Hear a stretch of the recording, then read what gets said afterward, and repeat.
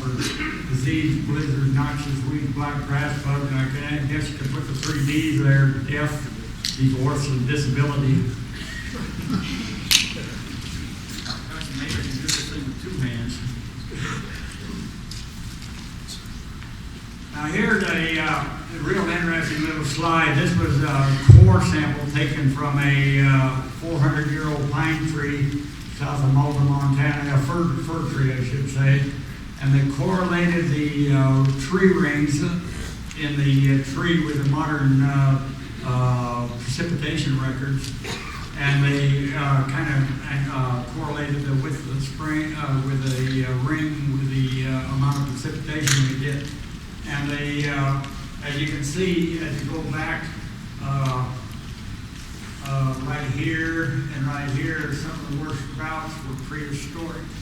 So drought is just a real common thing in this the place we live. About 4 out of 10 years are drought in our country, and so it's just something you have to be able to manage for. It is not caused by anthropomorphic global warming like they like to put off on you. I just get mad when I hear the thing. The big picture is animal waste is plant food and plant waste is animal food. That's the big picture. CO2 is plant food. Without CO2, you wouldn't have any life on Earth. I listened to a deal on the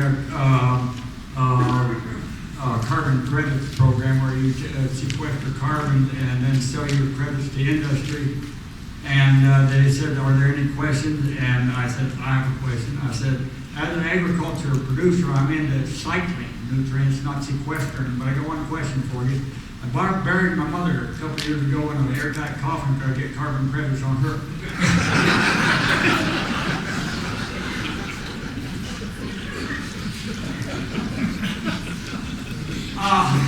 Now, to keep natural systems adapted, you need 3 things. You need variety or biodiversity. So if one species or age group crashes, another species or thing is to take its place.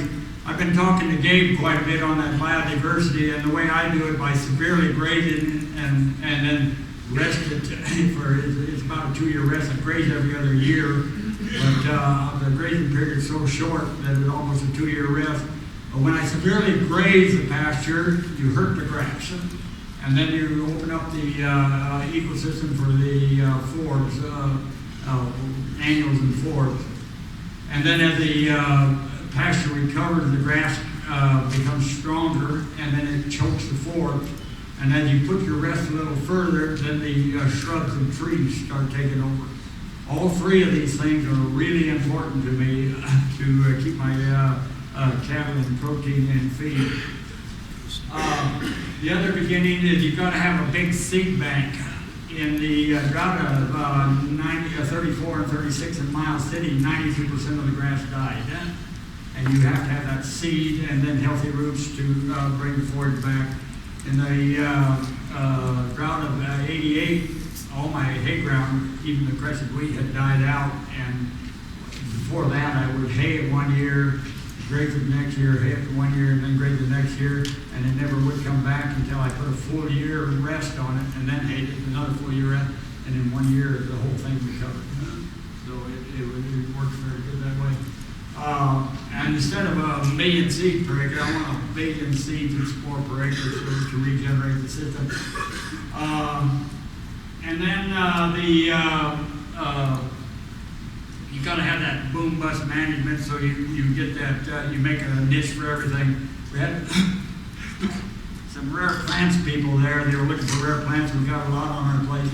But if your whole goal of your system is keep your grass healthy, then you never leave a niche for your rare plants. And I need the rare plants to supply protein for my cattle.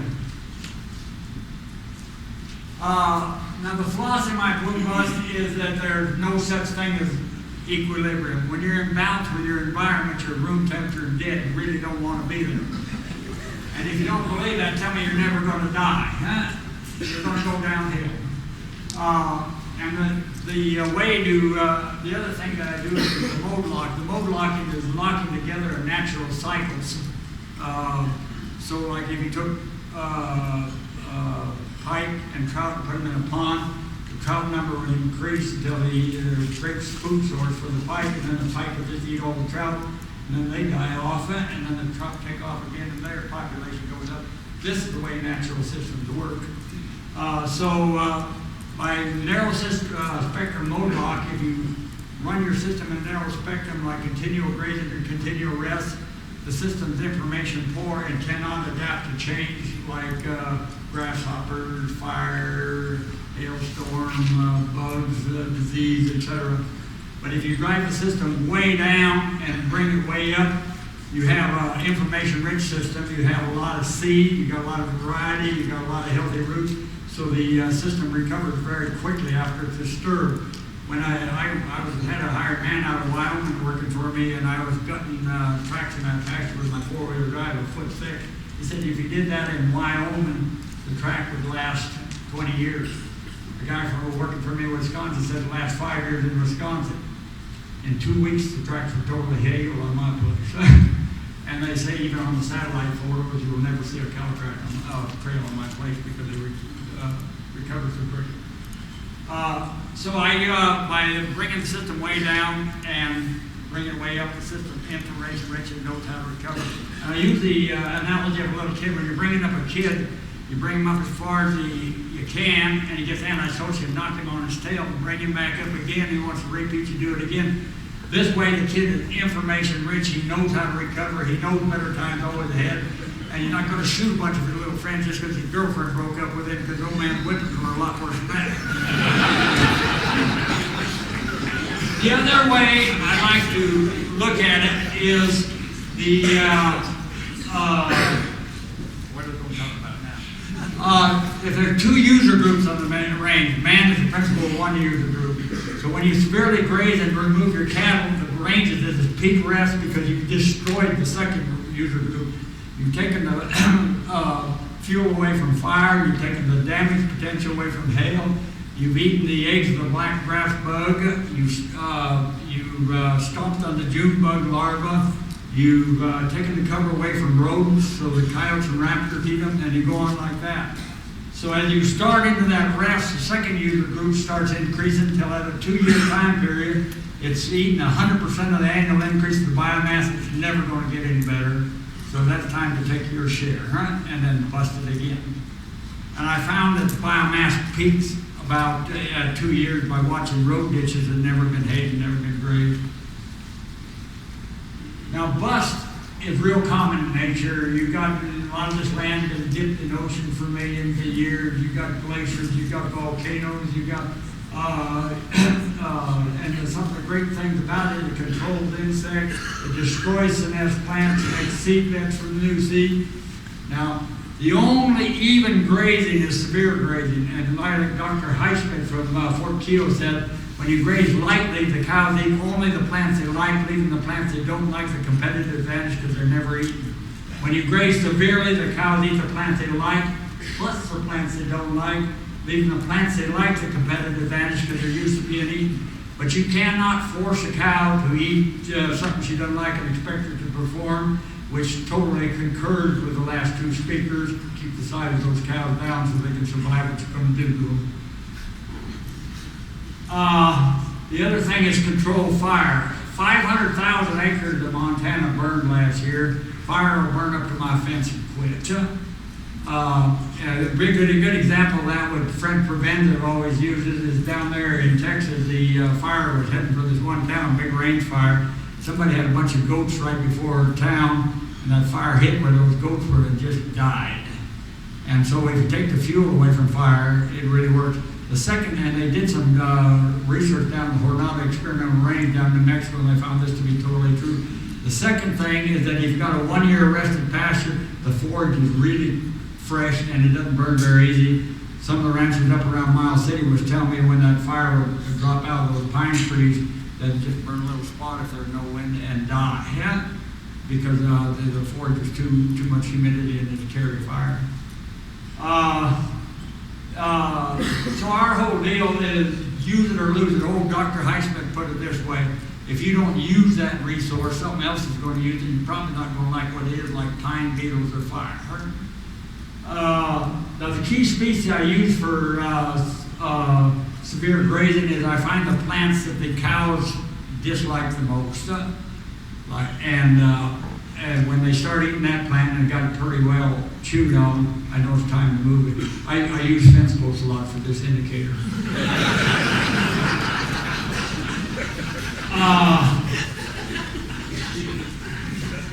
The other thing, and then I got in that rare plant stuff every once in a while. Now here it shows what I'm talking about. This is an extrusion area right here. I try to grow a tree. And here's our regular pasture. You can see how that sagebrush just cut back the fence and the cows control over there. And see, you're down around Bismarck here, you're in a different ecosystem than we are. You're in the needlegrass, wheatgrass prairies. We're in the sagebrush, wheatgrass prairies. We've got a lot of shrubs and trees out there. So it's a little bit different, and we've got a lot of nasty plants which cows don't want to eat, and we make them eat.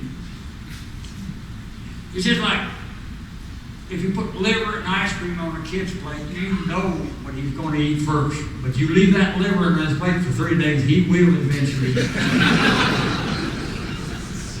My mother come through the Depression, and she taught me the severe grazing stuff. You know, better eat what's on your plate, and you don't get it anymore. I get the foaming at the mouth when I talk grass. Some people do when they're smoking it, you know. The other thing that I use is snowberry. It'd be buckbrush, or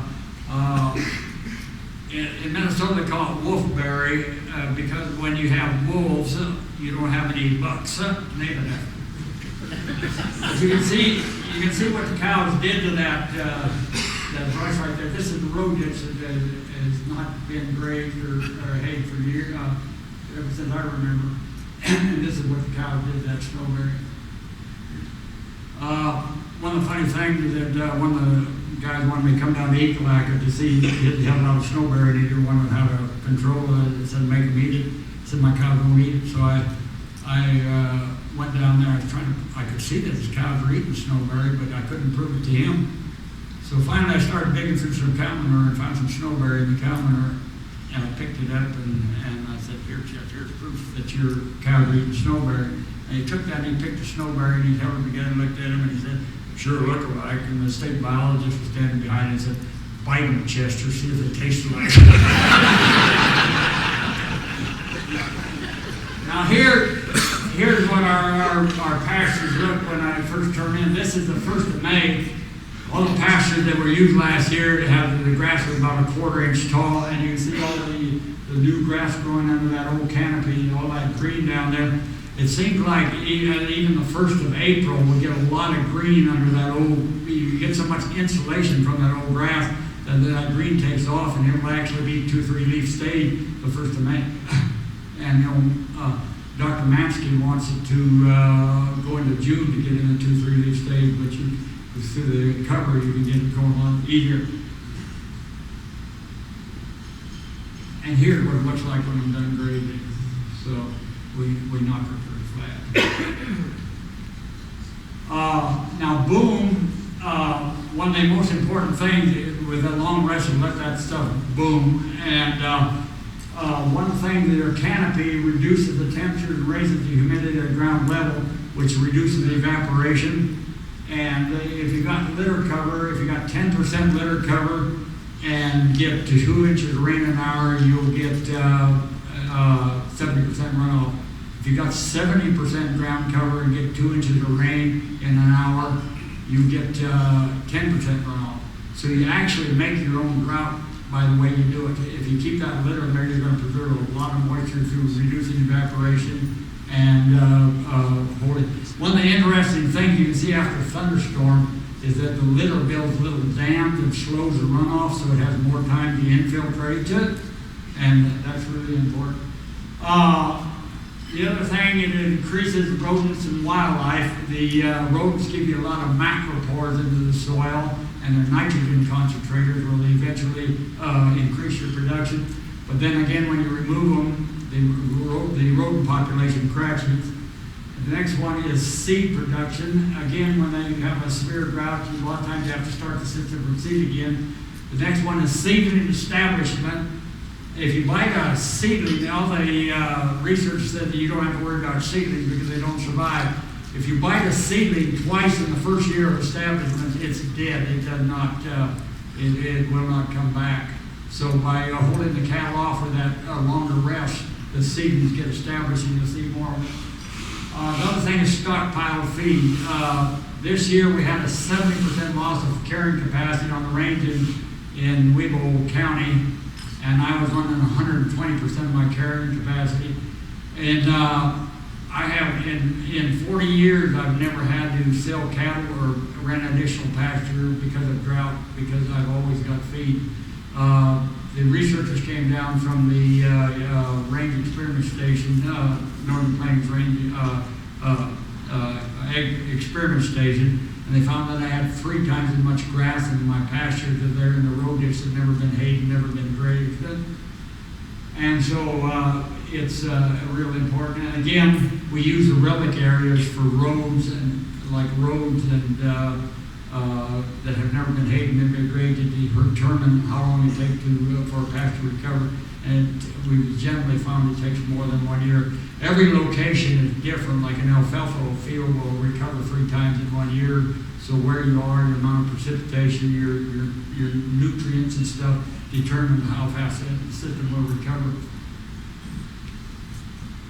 Now here's how we gauge it. This is the fence along the highway. Here's the fence. Here's the highway. Here's the truck. And here's the pasture for the rest of 2 years. You see there's not much different. Except again, you'll see the control we put on sagebrush. See all the big sagebrush and see how the cows have been nailing that stuff. And here's another thing that kind of points the deal. Right here is some stuff the NRCS gave me. Here, so you've got some good range condition right here, and here's your infiltration, and here's your runoff, and then here's what they call poor range condition. You can see your runoff, and then you can see the infiltration goes way down. But I got to looking at these pictures really close. Here's the picture of their good range condition. Come on. And here's a picture of your poor range condition. You can see that ground is just about 100% covered. So I really have trouble with their adjectives and adverbs. I mean, those are always opinion, and I try to not use adjectives and adverbs because they are opinion. I try to use nouns so the sons of bitches know I'm not opinionated. I want to be politically correct, you know.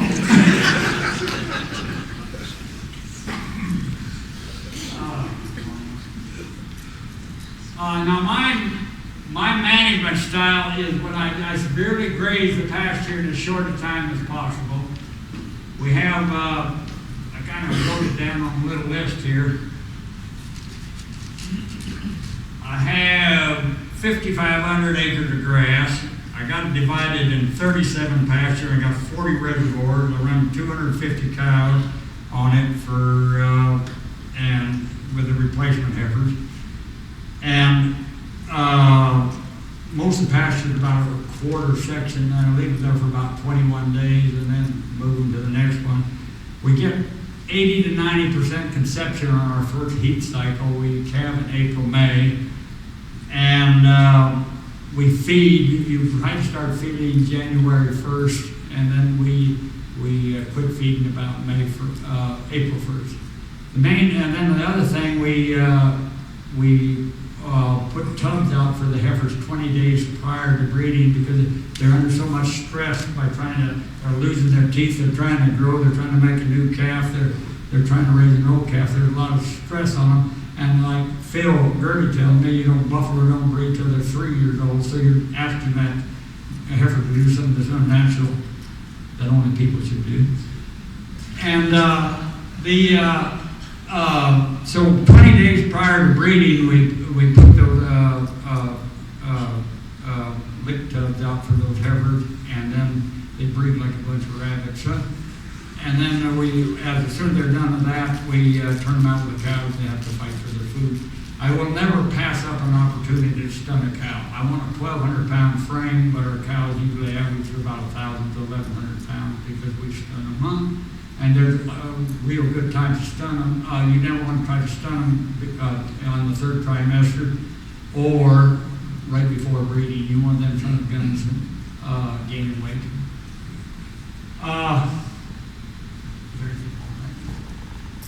We rest the pasture the following year after we hammer it, and we'll lightly use all the pasture during dormancy. This is where I get a lot of my winter feed is during dormancy, except the one that runs severely grazed before June 1st.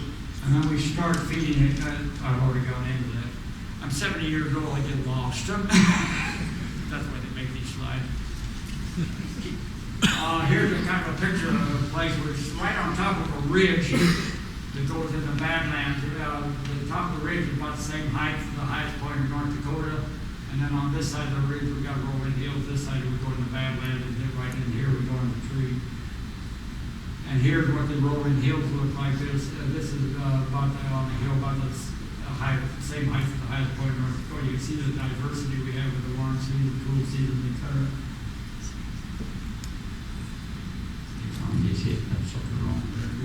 This is what it looks like on the other side. I got about 600 acres of trees, and I walk all those trees because they're just a real good place for your noxious weeds to come up.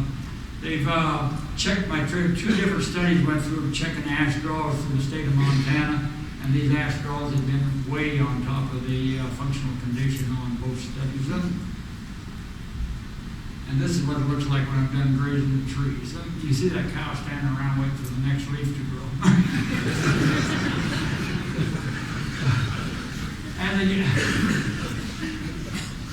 then here's what the badlands look like. Now here's this was in a drought a few years ago where we had another 70% loss of forage in the county. And this is a pasture I'm just pulling out of right here.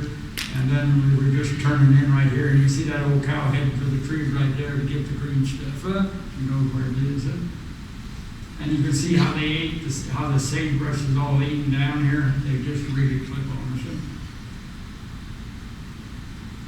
And again, we had to haul water in this drought, and you can see this old cow doing. We had trouble with the cows crawling in the tank. One old cow in particular would get in the tank, and she'd relieve herself, and I think it was kind of like old Dr. Hazard would do. He'd open a can of chewing tobacco, spit in it so nobody bummed tobacco from him. And I think the little cow was kind of crapping in the tank so no other cow would drink from it, so she'd always have water when she come back to eat.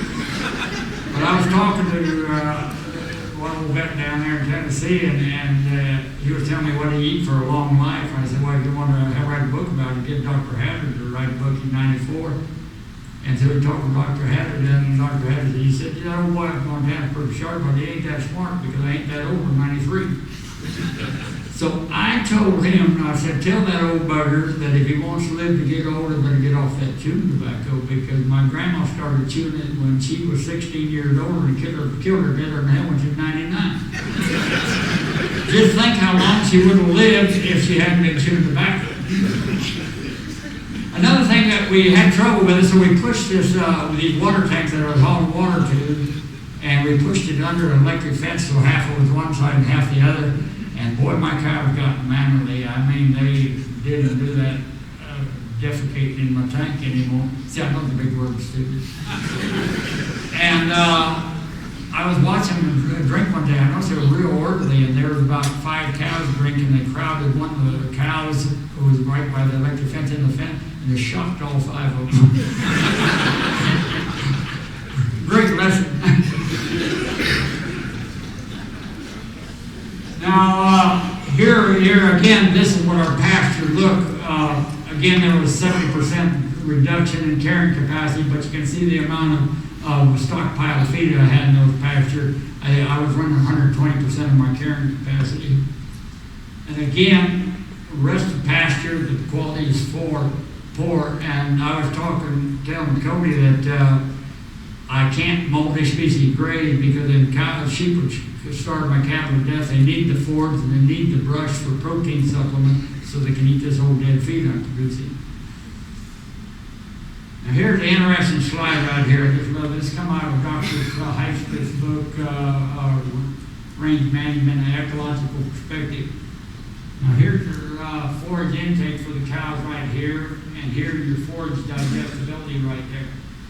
And as you start in with this poor quality forage, a cow can only eat this much, and you improve the quality, she can eat more and more and more and more.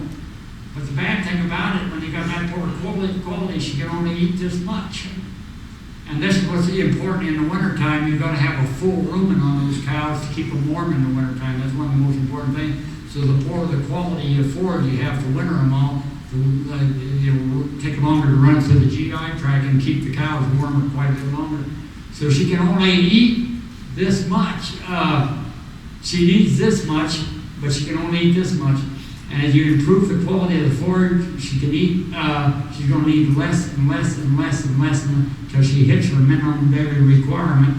And then she'll keep needing less and less, but eating more and more. And this is your area of inefficiency. And this is why on high quality feed, you do not want to raise a Hereford, because she's going to get fat and bring in a 200-pound calf. But right over here, since you have reduced intake from low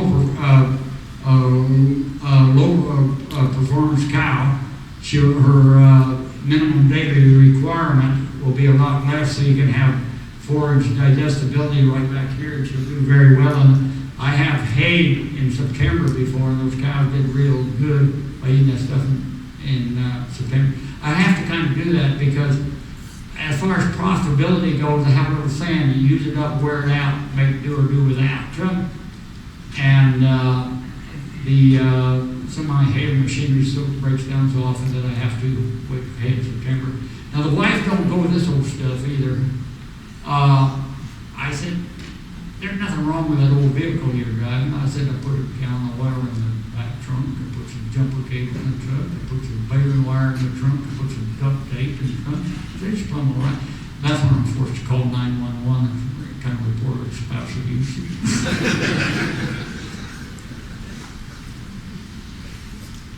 Now we have to diet modify our cattle. When I went in this long rest, our cows, I turned them in that pasture and they just made a U-turn and wandered right back out. They didn't want to eat that old dead grass because they were getting bad feedback from them. So I had to modify them to the end. They had to develop forage strategies where they could eat it. I was like some strategies would be like I have my cows eat a lot of chokecherry, but it's got it produces prussic acid in their rumen and kills the cow. But I told him that my Fred prevented that my cows were eating a lot of chokecherry, and he didn't believe me, so he started feeding the sheep sodium cyanide. And he found that sheep started eating a bunch of energy to counteract the poisoning. So the cattle and sheep kind of self-medicate themselves when they hit this stuff and turn the cyanides into protein. So we found that it takes about 3 years to diet modify the cows, and Fred Fernandez found this too. He found that down in the bayou, Louisiana, the novice cattle would stand on the roads and wouldn't get down in that bayou with the water moccasins and the alligators, and they'd sit down in them roads and starve to death. I think I would too. But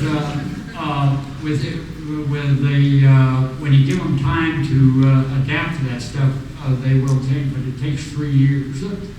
Now, a good example of this would be deer. A deer, when they're bad in the winter, forces them in the hay lawn, they start eating alfalfa, they start starving to death. But if you let a deer adapt, 75% of their diet can be alfalfa, and they'll do very well. Nitrates is another thing. If you got nitrated hay, if you start feeding a little bit now and then, you change the flora and fauna in the rumen, and the cattle eventually start making protein out of that nitrates instead of nitrates, which is going to kill them. Now again, my whole strategy is eat it or die, and I learned that from my mom.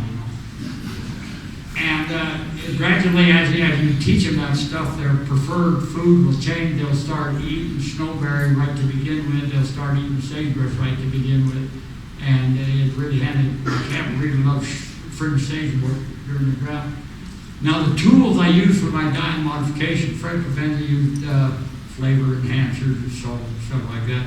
I use a pickup with a grill guard, ash plugs, bad dogs and good horses, and it works very good. But the whole deal of it is when you're driving down the road and the cow's out and you drive by her, she knows that she got away with it. She's still eating nice fresh feed and she didn't get any consequences. Behavior is a function of consequences. But if you drive into them, they've been punished and they won't do it again.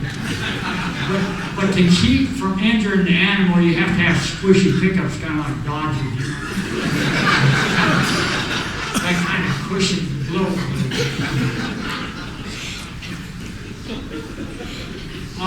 Now, you guys might think I'm mean with this stuff, but the biblical functions of pain are very important. If you don't feel pain, you're not going to live very long. It's just the first two I put torture and oppression, and God reserves them for himself. The wife is kind of into that stuff. I think she's trying to. But I got to tell you guys, my wife is 6'1", got me outweighed the deputy sheriff, but I ain't scared of her. And every once in a while, crawl out underneath the bed and tell her so. But it's kind of interesting. The philosopher Nietzsche said women are warlike, cat-like in nature. And I've told 100 women that, and none of them disagree with that. But one of our training person out of Billings Clinic, I told her that one time. She said, "You know why they're like that, don't you?" And I said, "No." She said, "They got to defend their young from people like you." The other thing I like to teach a little kid only touches the hot stove one time unless he's really, really stupid.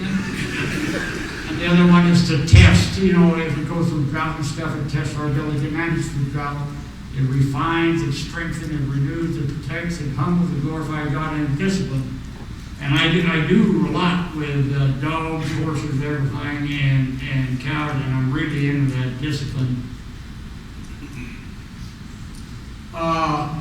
Discipline is treatment that produces self-control, orderliness, and efficiency. It kind of got wasted on me, but nobody's perfect. Now the principles it's got to be painful. Learning experience is always painful. They're not painful, they're not learning experience. Reward will work, but pain's quicker. Next thing, it's got to be consistent. If it's a problem today, it's going to be a problem tomorrow, it's going to be a problem the next day. And they better learn to live with the rules. And since it's got to be consistent, your rules have to be simple. There's only 10 commandments. And then cows, if you go through that fence, you're going to hurt them. Guaranteed. The next thing, it's got to be quick. If you're a half second or a second late on the punishment, the cow, dog, kid don't know what he did. You've got to get it right on the cows. You don't count the kid. You just get right on their cage.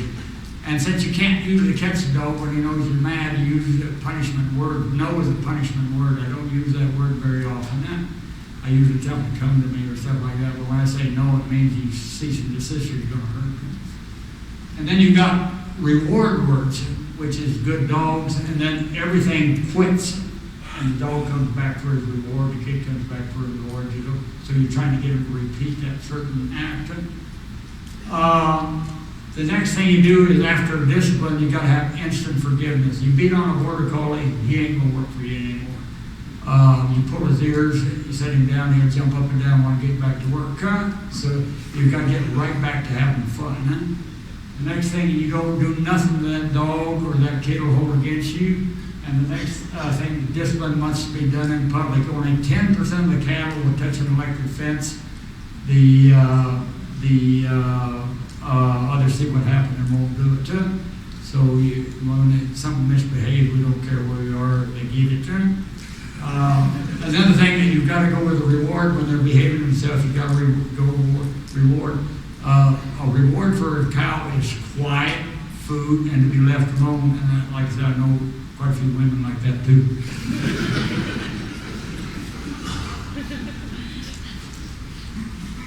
Now here said, I do a lot of training with dogs, and I got those 4 dogs, and I just write up there, these cows are being disciplined right now, they went through a fence, but usually I just write out in the head of the cow, call the cows, and the cows follow me, and the dogs come up and keep the baby calves from falling behind. Now here is the picture. This is kind of foggy. I took this slide when I was drunk. But right here, the pastures have been arrested 2 years. Here's the hay ground that's been arrested for 1 year. Here's a picture of a golf ball in that hay ground that's been arrested 1 year. And here's a picture of that golf ball that pasture that's been arrested 2 years. Again, here's another pasture that's been arrested 2 years over here. Here's one that's been arrested 1 year. And this is what's really funny. This is a picture of in Lamar Valley in the Yellowstone Park. And there's no shrubs or anything along the riparian zone. The Park Service says because it's been so dry in Yellowstone Park, the shrubs and trees cannot grow. But they put an exploser here, and look what happened in the exploser. You can see the shrubs and the fence have been pushed over. The elk and the bison try to get to the shrubs. But you see up here, everything is pretty well hedged with the bison have been grazed. Sorry, Phil. And again, here's a picture of our cow. People always want to see what the cows because they think I got a bunch of abused animals out there. But I got the gentlest cows in the neighborhood. Everybody said they're all men cattle. But an interesting thing about here is that when we grade the pasture severely, the sagebrush just takes off in it. But as we go into a rest, we're going to use this pasture next spring. Look what the pasture did. That tall grass kind of chokes the sagebrush and keeps it down. And here's what our calves look like in November. They get pretty good size, and you can see our poor old stunted cow right there. There's a cow. These are all calves here, but we keep the body size pretty low. Again, Herefords are poverty cattle. If you feed them, they're going to stab you in the back. They just cannot take feed because they're not made to take a lot of feed. But they do have certain problems like cancer eyes and prolapses. So I was in a feed store in Miles City, and they had these big long suture needles on the shelf, real heavy and nice. And the lady come up and she said, "Can I help you?" And I said, "Your boss man must be a Hereford man." I said, "How did you know?" I said, "I'm a prophet." Right here is a problem that we're dealing with snowberry. You can see what happened is underneath that snowberry, June bug larvae come into this snowberry and kill all the grass plants underneath there, and pretty soon you got a patch of bare ground with only snowberry. Now the function of snowberry is open up the grass canopy for the invasion of trees. This was taken in the drought of '88. You can see all that grass stockpile feed I had even in '88. And again, our tree population is some of the best in the state. But here's the problem right here. In the fall, when you get a frost come through and you kill the snowberry, and then you get some nice warm rains, then there's no competition in the snowberry patch, and the wildlife brings in spurge, Canadian thistle, Dalmatian toadflax, etc. So and there's no competition to stop them. But if you got grass with the snowberry, you've got competition. You see with a nice warm range, your grass breeds right up. Now here's a picture of the string livestock exclusion area in along the Jefferson River in western Montana. Here's a pasture right here where you cannot find any noxious weeds at all except a few wild irises. And here's your spring bed. You see that bunch of Canadian thistle. The whole area is loaded with Canadian thistle and leafy spurge. I was giving a talk down in the White River, South Dakota. I said, "What's your problem down there? Noxious weeds." I know they were right in the middle of a noxious weed area. He said, "We don't have any noxious weed." So I went down there. There was no brush. They didn't have any noxious weed problem. And like you were saying this morning, you had a lot of grass, but not too much brush. So noxious weeds ain't going to bother you too much. And here in the National Grassland in North Dakota, you can see that the Forest Service tried to control leafy spurge by putting a picnic table there for animal impact. children picking flowers and teenagers rolling in the grass. But it didn't work. They later put flea beetles in it, which really weren't good. But again, we go in there and we severely graze the brush, and you can see how they ate all this snowberry right here. And you can see the hedging, they really did make it pretty severe.